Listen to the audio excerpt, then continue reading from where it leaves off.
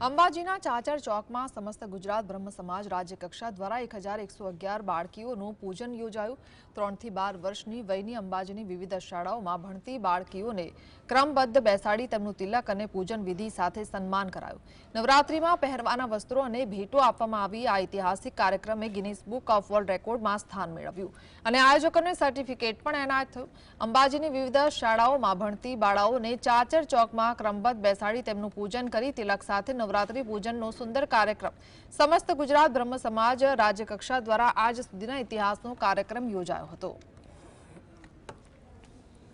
श्री समस्त गुजरात ब्रह्म समाज राज्यकक्षा द्वारा मां जगदंबा मंदिर में चाचर चौक में आज 1111 कन्याओं पूजन बालिकाओं पूजन करवामां आव्युं छे। एमने चणियाचोળી आपी छे અને कन्यानो शृंगार आपवामां આવ્યો છે અને અમારા હોદ્દેદારો દ્વારા અને અમારા મુખ્ય કન્વીનર છે ડોક્ટર એગ્નેસ દવે અને એના માર્ગદર્શનમાં આખો આ કાર્યક્રમ યોજાયેલો અને કલ્પનાબેન દવે છે અહીંયાના સરપંચ છે અંબાજીના તેમના અને અમરભાઈના દ્વારા જે જહેમત ઉઠાવી જીતુભાઈ મહેતા દ્વારા આપની જહેમત ઉઠાવી